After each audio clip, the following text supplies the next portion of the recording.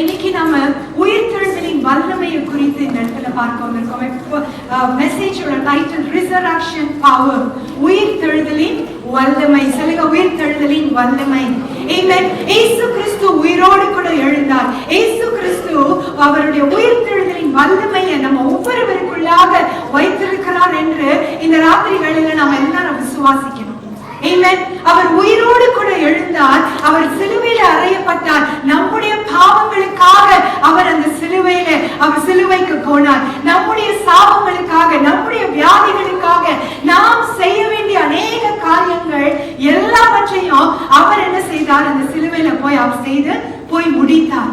அப்போ அப்படி செய்யும் பொழுது இன்னைக்கு இந்த வேளையில நாம் என்ன ஜெபிக்கணும்? ஆண்டவரே, அந்த உயிர்த்தெழுதலின் வல்லமையோடு கூட ஒவ்வொரு நாளும் என்னோட வாழ்க்கையில நான் நடக்கணும். ஆமென். ஏதோ இந்த உயிர்த்தெழுதலின் வல்லமை, உயிர்த்தெழுதலின் நாள் என்று இந்த ஏதோ ஒரு வருஷத்துல ஒரு ஞாயிற்றுக்கிழமை நாம கொண்டாடுவதற்காக வரல. ஆமென். நம்ம ஒவ்வொரு நாளும் என்ன விசுவாசிக்கணும்? ஒவ்வொரு நிமிஷமும் ஒவ்வொரு நாளும் இந்த உயிர்த்தெழுதலின் வல்லமையில நான் நடக்கணும். I want to walk in that resurrection power every day. Amen. இன்னைக்கு अनेक கிறிஸ்தவர்கள் பாத்தீங்கன்னா கிறிஸ்மஸ்க்கு எல்லாரும் சர்ச்சுக்கு வருவாங்க, அதே மாதிரி ஈஸ்டருக்கு எல்லாரும் சர்ச்சுக்கு வருவாங்க. இல்ல, அப்படி இல்லாம ஆண்டவரே, ஒவ்வொரு நாளும் நீர் எனக்காக மரித்தீர், எனக்காக அந்த சிலுவையில தொங்கினீர், எனக்காக மறுபடியும் உயிரோடு கூட எழுந்து எல்லாவற்றையும் நீர் எனக்காக ஜெயித்தீர் என்று நம்ம விசுவாசிக்க வேண்டும். ஆமென். ஹalleluya. ஆமென். அவர் உயிரோடு கூட அந்த சிலுவையில போகும் பொழுது அவர் ஏதோ வருத்தத்தோடு கூட, ஐயோ நான் ஏன் இதை செய்யணும், நான் எனக்கு இதை செய்ய வேண்டாம் அப்படிங்கிற ஒரு எண்ணத்தோடு இல்ல. He willingly went to the cross. Amen. அவரோட இருதயத்துல நம்மை பார்த்து, என் ஜனங்கள் அழிந்து போக கூடாது, என் ஜனங்களுக்காக, என் பிள்ளைகளுக்காக நித்திய ஜீவனை கொடுக்கும்படி நான் சிலுவையில பலியாகிறேன் என்று அந்த இயேசு கிறிஸ்து சிலுவையில போனார். அவர் சிலுவையில போய் நமக்காக நித்திய ஜீவனை கொடுத்தார். இந்த உலகத்துல வாழும் போது நாம் எல்லாவற்றையும் மேற்கொண்டு அவர் சிலுவையில முடித்து விட்டார். இன்னைக்கு நாமும் எல்லாவற்றையும் மேற்கொண்டு ஒரு ஜெயமுள்ள வாழ்க்கையை வாழ வேண்டும் என்று இயேசு கிறிஸ்து சிலுவையில போய் அவர் மறுபடியும் உயிரோடு கூட வந்தார். இந்த ரிடெம்ஷன் பிளான், இந்த மீட்பு, நம்மை மீட்டுக் கொள்வதற்கு ஒரு திட்டம் எப்போ ஆரம்பிச்சது? அந்த திட்டம் ஏதேன் தோட்டத்துல ஆதாம் ஏவாள் எப்படி பிசாசினிடத்துல தோத்து போனாங்களோ அந்த இடத்துல ஒரு திட்டம் ஆரம்பிச்சிச்சு. அந்த ரிடெம்ஷன் பிளான், இந்த நம்மை ரட்சிப்பதற்காக ஒரு திட்டத்தை ஆண்டவர் அப்பவே உருவாக்கி விட்டார். ஆதாம் ஏவாள் என்ன செய்தாங்க? அந்த பிசாசினிடத்துல தோத்து போய் அவனிடத்துல தங்களுக்கு கொடுக்கப்பட்ட அதிகாரத்தை அவர்கள் கொடுத்துட்டாங்க. ஆனா அப்பவே ஆண்டவர் சொன்னார், உன் தலையை நான் மிதிப்பேன். ஆமென். உன் தலையை நசுக்கி எப்படியாகிலும் அந்த அதிகாரத்தை மறுபடியும் எடுத்து நம்மிடத்துல கொடுப்பதற்காக தான் அவர் மனிதனாக இந்த உலகத்துல வந்து சிலுவையில மரித்து மூன்றாவது நாள் நமக்காக உயிரோடு கூட எழுந்த தேவனாக இருக்கிறார். ஹalleluya. Amen. So it was his perfect plan. நாம் ஒரு ஆசீர்வாதத்தோடு கூட நடக்கணும். நாம எல்லாவற்றையும் மேற்கொண்டு நடக்கணும். நாம நமக்கு எதிராக வருகிற பிசாசின் காரியங்கள் எல்லாவற்றையும் தோற்கடிக்க வேண்டும் என்று ஆண்டவர் சிலுவையில நமக்காக மரித்து உயிரோடு எழுந்தார். கொலோசியர் 2வது அதிகாரம் 15வது வசனம்.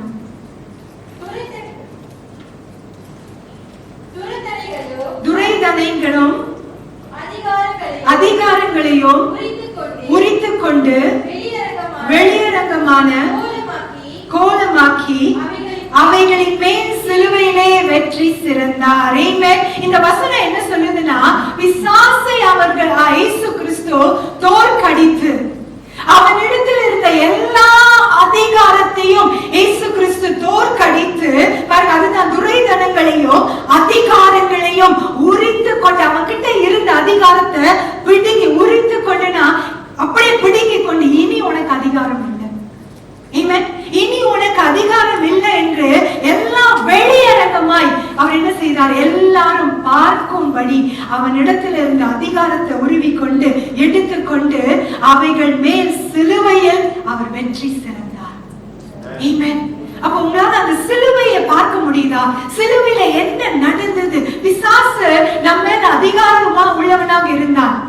பழைய காலத்துல பார்க்கும் பொழுது, பழைய ஏற்பாட்டின் காலத்துல பார்க்கும்போது ஒருத்தருக்கு பிசாசு பிடித்திருந்தா அவர்களால விடுதலையாக்க முடியாது. ஏன்னா அவன் பிசாசின் அதிகாரத்துல இருந்தான். நீங்க பாத்தீங்கன்னா பழைய ஏற்பாட்டுல ஒவ்வொரு ராஜாக்கள் போய் ஒரு இடத்துல போய் சண்டை போட்டு அந்த இடத்துல வரும் பொழுது ஆண்டவர் அவர்கள்ட்ட என்ன சொல்வார், அந்த இடத்துல இருக்கிற ஜனங்கள் யாரோடு கூட நீங்க யாரையும் உங்க தேசத்துக்கு திரும்பி கொண்டு வரக்கூடாது, எல்லாரையும் கொன்று போடுங்க. ஏன்னா பிசாசோட அதிகாரத்துல இருக்கும் பொழுது அவர்கள் வந்து தேவ ஜனங்களோடு கூட சேரும் பொழுது அவர்களும் அதுல அடிமை உள்ளவர்களாக மாறி விடுகிறார்கள். அப்போ அப்படிப்பட்ட ஒரு சூழ்நிலை இருந்ததுனால இயேசு என்ன பண்ணாரு, இது இப்படியே இருந்தா என் ஜனங்கள், என்னோட பிள்ளைகள் என்னிடத்துல தைரியமாக வர முடியாது. அப்ப அதை எடுத்து போடணும் சொல்லிதான் அவர் என்ன செய்தாரு, பிசாசுக்கு இருந்த அதிகாரங்கள் எல்லாவற்றையும் எடுத்துக்கொண்டு அந்த சிலுவையிலே வெற்றி சிறந்தார். He sealed the authority. Amen. Sealed அப்படின்னா இந்த வார்த்தைக்கு என்ன அர்த்தம்னா, அவர் என்ன செய்தார், சீல் பண்ணிட்டாரு. நார்மலி கவர்மெண்ட் சீல் அப்படின்னு சொன்னா அதை யாராலும் திறக்க முடியாது. அப்ப இயேசு கிறிஸ்து என்ன செய்தாரு, பிசாசோட அதிகாரத்தை எல்லாவற்றையும் எடுத்து, இனி உனக்கு அதிகாரம் இல்ல, இந்த அதிகாரத்தை, இந்த வல்லமைய என்னுடைய பிள்ளைகளுக்கு நான் கொடுக்க போகிறேன் என்று சிலுவையில வெற்றி சிறந்தார். ஆமென். ஹல்லேலூயா. பிசாசுக்கு அதிகாரம் கிடையாது, பிசாசுக்கு வல்லமை கிடையாது. நல்லா புரிந்துக்கோங்க. இன்னைக்கு கிறிஸ்தவ ஜனங்கள் பிசாச பார்த்து நம்ம என்ன செய்யறோம், பயந்து கொண்டு இருக்கிறோம். அவன் எனக்கு இதை பண்ணிடுவான், அதை பண்ணிடுவான், அவனுக்கு ஒரு வல்லமையும் கிடையாது.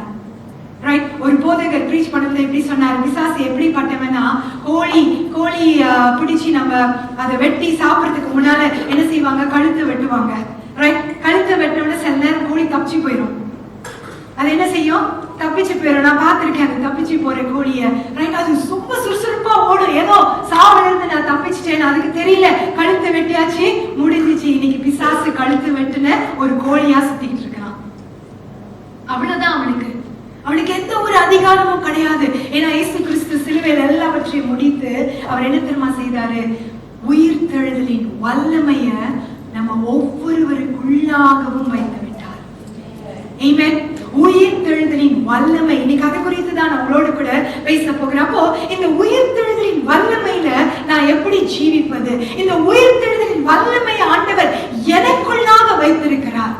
என்னது உயிர் தெழுந்த வல்லமை என்றால், இயேசு கிறிஸ்து அவர் மரித்து அவரை அடக்கம் பண்ணினார்கள்.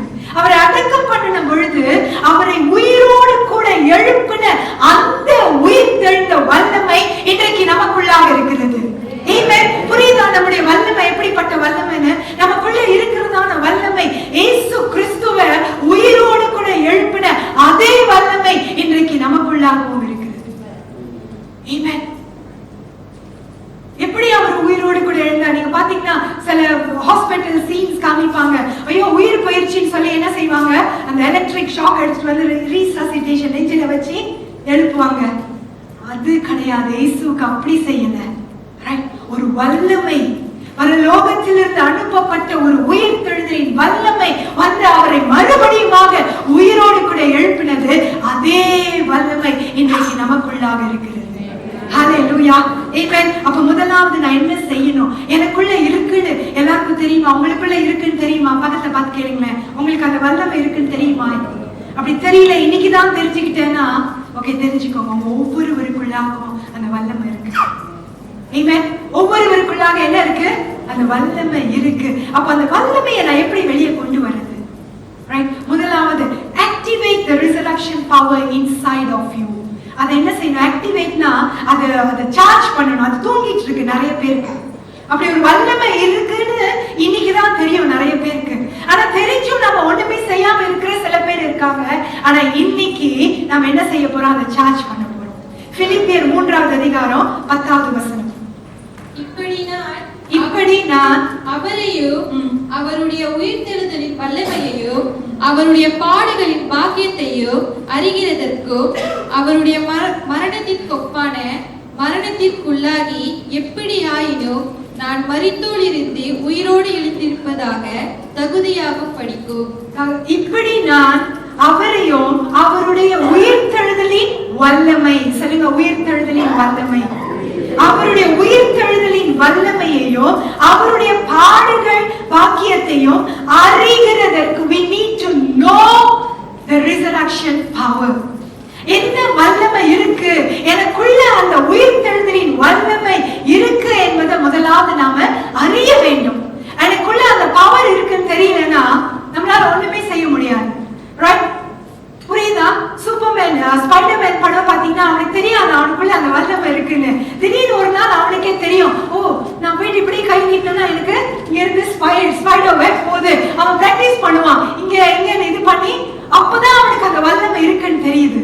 இன்னைக்கு அந்த வல்லமை, அந்த ஸ்பைடர்மேன் வல்லமை இல்ல, உயிர்த்தெழுதலின் வல்லமை நம்ம ஒவ்வொருவருக்குள்ளாகவும் ஆண்டவர் வைத்திருக்கிறார் என்று நம்ம அறிய வேண்டும். நம்முடைய அந்த அந்த சிலுவையில அவர் செய்த ஒரு முக்கியமான காரியம் என்னன்னா, இந்த உயிர்த்தெழுதலின் வல்லமையை ஒவ்வொரு விசுவாசிகளுக்குள்ளாகவும் வைக்க வேண்டும்.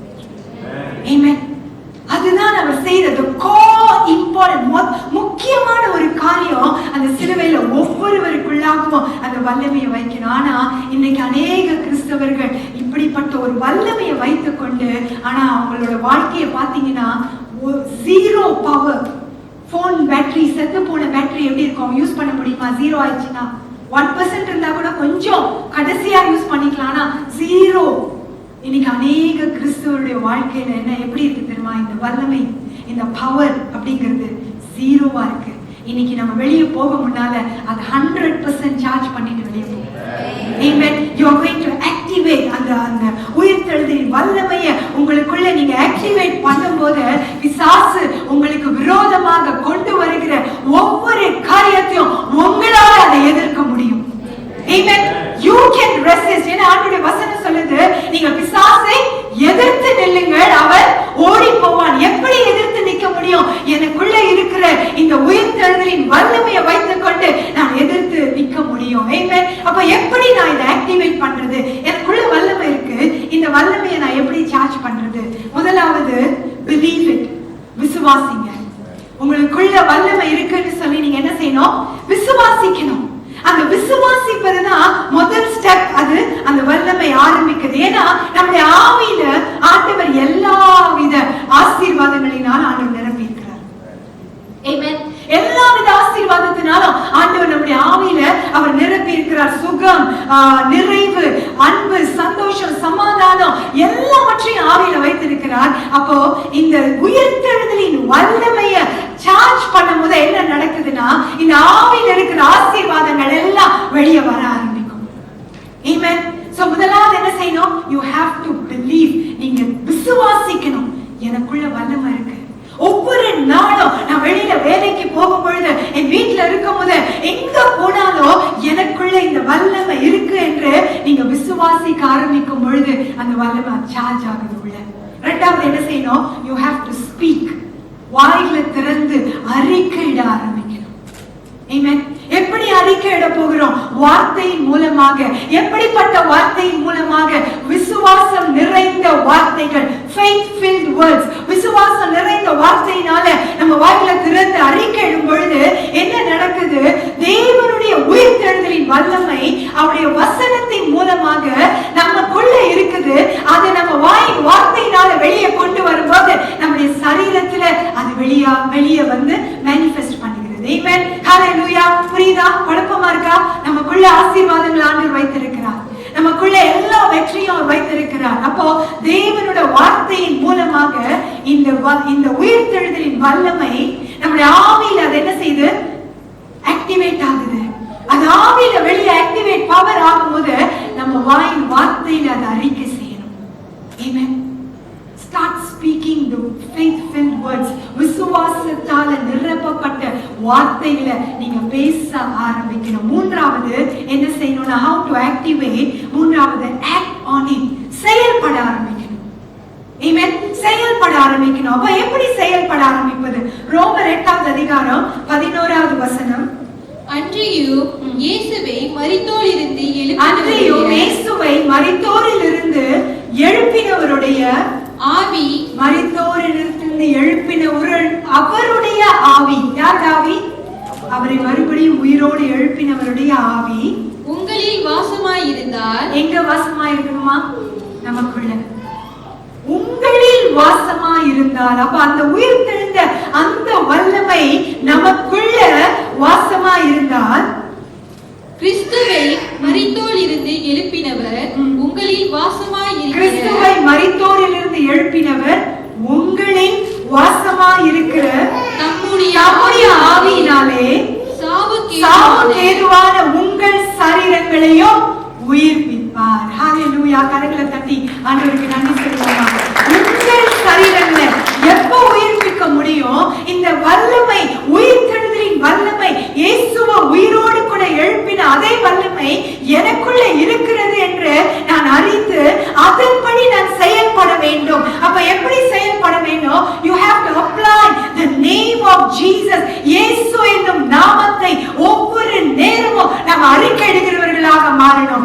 Amen. அவருடைய இரத்தத்தால எனக்கு ஜெயம் உண்டு என்று அறிக்கையிட்டு அதன்படி செயல்படுகிறவர்களாக மாற வேண்டும். ஆண்டவரே, உம்முடைய வல்லமை எனக்குள்ள இருக்கிறது என்று நாம் ஒவ்வொரு நேரமும் அறிக்கையிடணும். ஒரு வியாதி வரும்போது, குறைவு வரும்போது, துக்கங்கள் வரும்போது, வேதனைகள் வரும்போது, எல்லா நேரத்திலையும் நம்ம விசுவாசிக்கிறோம், அதை எடுத்து பேசுகிறோம், அதன்படி செய்ய வேண்டும்.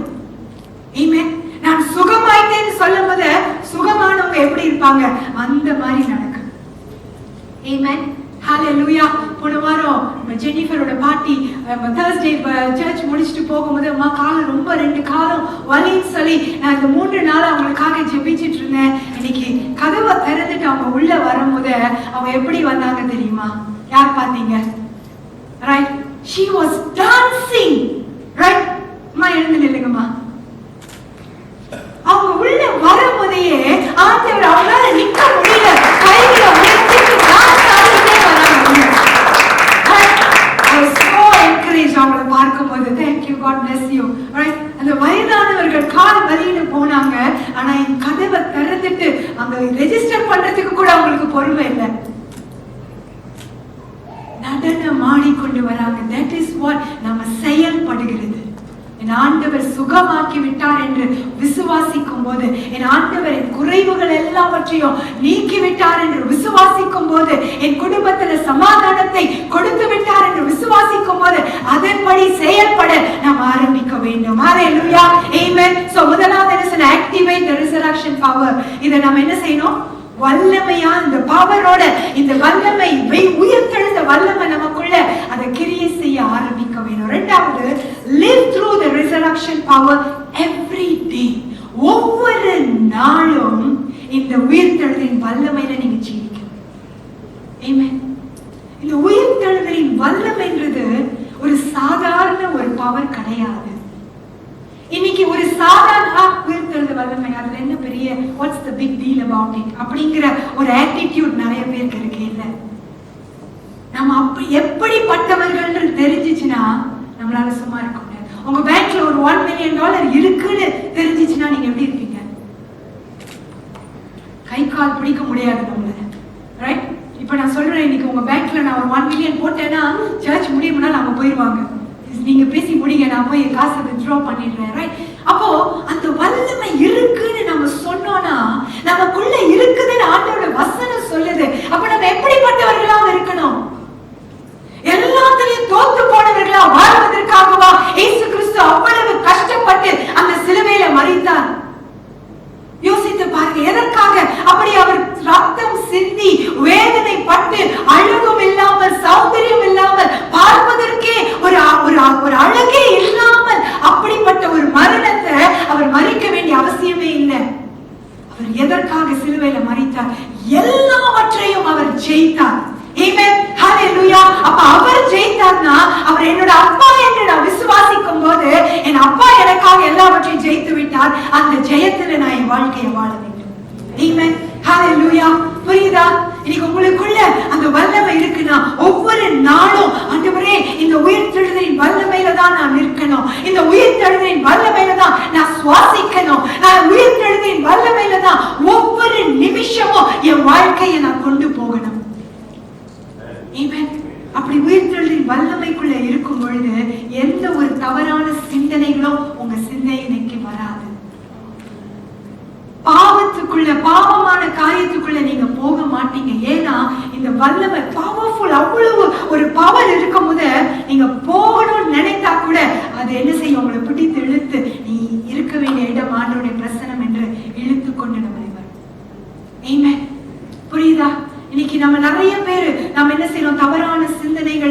விதமான காரியங்கள்ல போய் மாட்டிக்கொண்டு ஆண்டவரே வெளியே வர முடியல. ஏன் தெரியுமா? இந்த வல்லமை எனக்குள்ள இருக்குதுன்னு நம்ம தெரியாததுனால நம்மளால இந்த வல்லமையில ஜீவிக்க முடியல.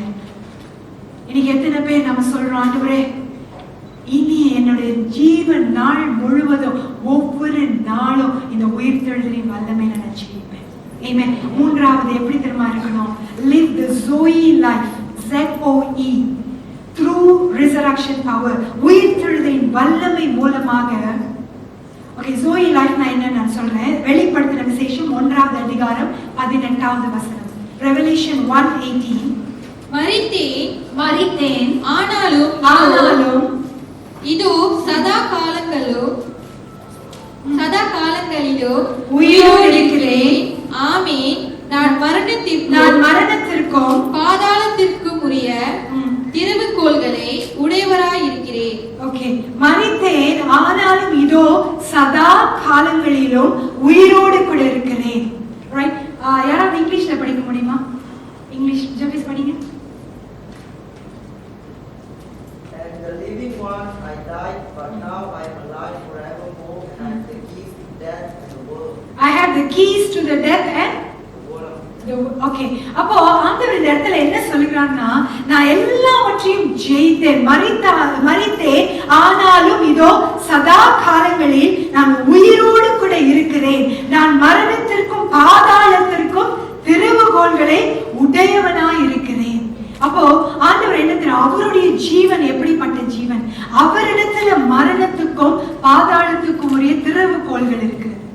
அப்போ எல்லாவற்றையும் ஜெயித்து இந்த திறவுகோல்களை நான் வைத்திருக்கிறேன். அப்ப என்னுடைய ஜீவன் மூலமாக அந்த Zoe life அப்படிங்கிறது God kind of life. யார போல ஜீவிக்கணும்னா இயேசுவை போல ஜீவிக்கிற ஒரு வாழ்க்கை. ஆமென். புரியுதா? God kind of life. யார போல நான் ஜீவிக்கணும்? நான் அவருடைய பிள்ளை, அவரை போல ஜீவிக்கணும்னா எப்படி? இந்த உயிர்த்தெழுதலின் வல்லமை எனக்குள்ளாக இருக்கிறது. என் ஆண்டவர் உயிரோடு கூட எழுந்து மரணத்துக்கும் பாதாளத்துக்கும் உள்ள திறவுகோல்களை அந்த சிலுவையில மறித்து உயிரோடு கூட எழும்பும் போது அவர் எடுத்துக்கொண்டார். அப்ப அவர் எப்படி இருக்கிறார்? We have to live the God kind of life. Amen. இயேசுவை போல ஜீவிக்கணும். நான் நேற்றைய தினத்துல எஸ்பில ஒரு சர்ச்ல இந்த God kind of life அப்படின்னு சொல்லி நான் போதித்த பொழுது நான் சொன்ன அந்த இடத்துல ஒரு கணவரோ மனைவியோ எடுத்துக்கோங்க, அவங்க நம்மளுக்கு எல்லாமே நல்லது செய்தாங்கன்னா, இல்ல பிள்ளைகளா இருக்கட்டும், இல்ல சகோதரிகளா இருக்கட்டும், எல்லாம் நமக்கு விருப்பமான காரியத்தை செய்தா நம்ம அவங்களை நேசிப்போம். ரைட்? ஆனா விருப்பம் இல்லாத காரியம், ஒரு கோபப்படுகிற காரியம் செஞ்சிட்டா நம்ம என்ன செய்ய மாட்டோம்? அவங்கள நேசிக்க மாட்டோம். அவங்க மேல ஒரு வெறுப்பு வந்துருது. அப்போ ஒரு சகோதரி, ஒரு தாய் வந்து சொன்னாங்க, என் மகன் மேல, சொந்த மகன், அவங்க சொல்றாங்க, இது என்னோட பையன், அவன் செய்கிற ஒவ்வொரு காரியத்தையும் பார்க்கும் போது என்னால அவனை நேசிக்கவே முடியல. எப்படி நான் இந்த வாழ்க்கையில வாழ முடியும்? இயேசுவை போல God kind of life, இந்த Zoe life, அதுக்குள்ள நான் எப்படி ஜீவிக்க முடியும்? என் சொந்த மகனை என்னால நேசிக்க முடியலன்னு அந்த தாய் வந்து கண்ணீரோடு கூட சொல்றாங்க. அப்ப சிந்தித்து பாருங்க, கடைசி காலத்துல வாழ்ந்து கொண்டிருக்கிற நாம உயிர்த்தெழுதலின் வல்லமையில நிக்கணும்னா இயேசுவை போல ஜீவிக்கணும்னு உறுதியா தீர்மானம் எடுக்கணும். ஆமென். என்ன நேசிக்கிறவங்களை நேசிப்பதற்கு அன்பு தேவையில்லை. எனக்கு ஆண்டவருடைய அன்பு தேவையா? எனக்கு தேவையில்லை. You love me so I love you. அதுக்கு God kind of love எனக்கு வேண்டாம். ஆண்டவருடைய அன்பு எனக்கு இருக்கணும்னா நீ என்னை நேசிக்காத பொழுது, நீ என்னை வெறுக்கும் பொழுது, நீ என்னை துரோகம் பண்ணும் பொழுது, என்னை பற்றி தவறாக பேசும் பொழுது, என்ன செய்தாலும் நான் உன்னை நேசிப்பேன்னு சொல்றதுதான் ஆண்டவருடைய அன்பாக இருக்கிறது. இன்னைக்கு அப்படிப்பட்ட கடைசி காலத்துல வாழ்ந்து கொண்டிருக்கிறோம். அப்படிப்பட்ட அன்பு எனக்கு வேணும் ஆண்டவரே. I don't care. நீங்க என்ன நேசிக்கலனாலும் எனக்கு பரவாயில்லை, என்ன வெறுத்தாலும் பரவாயில்லை. எனக்குள்ள உயிர்த்தெழுதலின் வல்லமை எனக்கு வேணும். உலகம் முழுவதும் வியாதியினால், அப்போ ஒவ்வொரு நேரம் அவர் எப்படிப்பட்டவரா இருக்கிறாரு? அவர் பலவீனமா இருக்கிறாரா? இயேசு பலவீனமா இருக்கிறாரா? இல்ல. அப்ப அவருடைய ஜீவன் எனக்கு இருக்குன்னா நானும் பலவீனமற்றவன் தான். Amen. புரியுதா? அப்ப என்ன செய்யணும்? இந்த ஆக்டிவேட், இந்த பவர் வல்லமைய நீங்க ஆக்டிவேட் பண்ணணும்னா அறிக்கையிடணும். ஆண்டவரே, எல்லா பலவீனத்திலும் உம்முடைய பலன் பரிபூர்ணப்படும் என்று நம்ம அறிக்கையிட வேண்டும். ஐயோ, பலன் இல்லையே, சுகம் இல்லையே, வலி இருக்குதே, இது இருக்குதே. Just don't open your mouth. வாய் திறந்து சொல்லாதீங்க. பக்கத்துல பார்த்து சொல்லுங்க, இப்படி சொல்லுங்க, சிப் போட்டு மூடுங்க. Right? Don't open. வலி இருக்கு, ஆனா Zoe life, தேவனை போல நான் வாழணுமே. அப்ப அவர் எப்படி இருக்கிறார்? அவர் சுகமாக இருக்கிறார்னா நானும் சுகமாக இருப்பேன். Right? அவர் எப்படி இருக்கிறாரோ அப்படியே நாமும் இவ்வுலகத்தில் இருக்கிறோம் என்று வார்த்தை போட்டிருக்கு. செத்து போய் பரலோகத்துக்கு போனப்புறம் அவரை போல மாறுறதை பற்றி போடல. As he is, so we are in this world. இந்த உலகத்துல அவரை போல நான் இருக்கிறேன். எப்படி? God kind of life. Amen. நீங்க வார்த்தையை வாங்கிட்டு நம்ம எல்லாம் பெற்றுக்கொள்றோம், உயிர்த்தெழுதலின் வல்லமை. ஆனா வீட்டுக்கு போன உடனே ஐயோ எனக்கு இங்க வலிக்குது, ஐயோ எனக்கு அங்க வலிக்குது, எந்த பணம் இல்ல, முடிஞ்சு போச்சு எல்லாம். That's not God kind of life. நம்ம ஆண்டவருடைய அப்ப என்ன தெரியுமா அர்த்தம்? நம்முடைய வல்லமை, உயிர்த்தெழுதலின் வல்லமை உள்ள ஜீரோவா இருக்கு. இனிமே உங்க வீட்டுல உள்ளவங்க பேசினாங்கன்னா சொல்லுங்க, ஏய் ஜீரோவா இருக்கா 100 இருக்கா? ஜீரோவா இருக்கா போய் சார்ஜ் பண்ணிட்டு வாங்கன்னு சொல்லுங்க. ரைட்? Amen. அந்த உயிர்த்தெழுதலின் வல்லமையில அடுத்தது live free with the resurrection power. இந்த உயிர்த்தெழுதலின் வல்லமை இருக்கும்போது நாம விடுதலையோடு கூட வாழ முடியும். Amen. யோவான் 8வது அதிகாரம் 36வது வசனம். ஆகையால் குமாரன் உங்களை விடுதலையாக்கினார். குமாரன் எப்படி உங்களை விடுதலையாக்கினார்? சும்மா விடுதலையாக்க முடியாது யாரையும். உங்களை ஜெயில பிடிச்சி அரெஸ்ட் பண்ணி போட்டாங்கன்னா, ஓ நீ என் பிள்ளை அப்படி சொல்லி நான் சும்மா போய் கதவை திறந்து கூட்டிட்டு வந்துட முடியுமா? முடியாது. அவங்க சொல்லுவாங்க, நீ இவ்வளவு பணம் கட்டினாதான் நான் உன்னை வெளியே விடுவேன், இல்ல இத்தனை வருஷம் இல்ல இத்தனை மாதங்கள் நீ ஜெயில இருந்தாதான் உன்னை வெளியே விடுவேன். அப்ப எப்படி விடுதலை ஆக்கினார்? சிலுவையில நமக்காக எல்லா தண்டனைகளையும் முடித்து நம்மை விடுதலை ஆக்கினார்.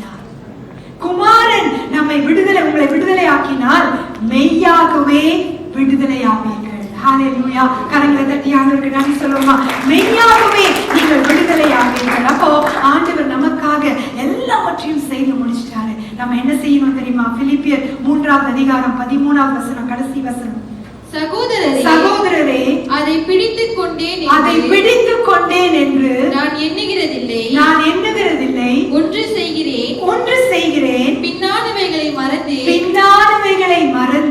முன்னானவைகளை நாடி பின்னானவைகளை மறந்து.